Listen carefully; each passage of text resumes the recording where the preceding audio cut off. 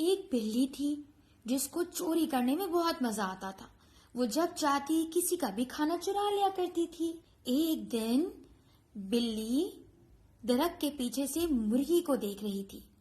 مرغی اپنے انڈوں سے کہہ رہی تھی، بچوں تم لوگ جلدی جلدی انڈے سے باہر آ جاؤ، میں نے تم لوگوں کے لیے بڑے مزے کے میٹھے میٹھے دانے جمع کر کے رکھے ہیں۔ جب تم لوگ انڈوں سے باہر آؤ گے تو وہ میٹھے میٹھے دانے میں تم لوگوں کو کھلاؤں گی، اور میں تم لوگوں کو لمحے بھر بھی چھوڑ کے کہیں نہیں جاؤں گی، بس تم لوگوں کے پاس رہوں گی۔ وہ انڈوں سے یہ باتیں کر کے چلی گئی۔ بلی نے مرغی کی ساری باتیں سن لی۔ ارے یہ مرغی تو بہت موٹی تازی ہے، اور اس نے اپنے بچوں کے لیے بھی بڑا کھانا جمع کیا ہے۔ اگر میں تھوڑا سا اس کا کھانا چرا لوں گی تو کون سی کوئی مصیبت آ جائے گی، کیوں نہ میں اس کا کھانا چرا لوں۔ بلی مرغی کا کھانا چرانے کی سوچتی ہے اور چھلانگ لگا کے وہاں جانے لگتی ہے۔ مرغی بھی بہت سمجھدار تھی۔ اس نے پہلے سے اپنے بچوں کی میٹھے دانوں کے پاس پھول کے کانٹے بچھا کے رکھے ہوتے ہیں، تاکہ اگر کوئی اس کھانے کو چرانے آئے تو اس کے پیر میں وہ کانٹے چبھ جائیں اور وہ کھانا چرا نہ سکے۔ بلی جیسے ہی کھانے کے پاس آتی ہے چرانے کے لیے، بلی کے پیر میں کانٹے چبھ جاتے ہیں۔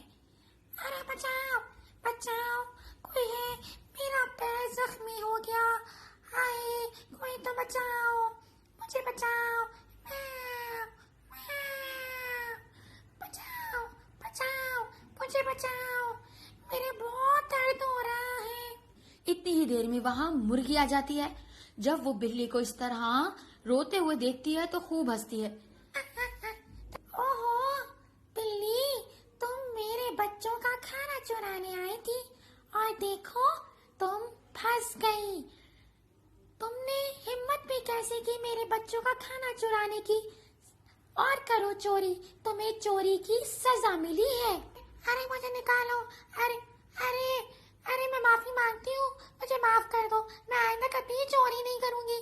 مرغی مرغی پلیز پلیز میرے پیر میں سے کانٹا نکال دو، مجھے بہت درد ہو رہا ہے۔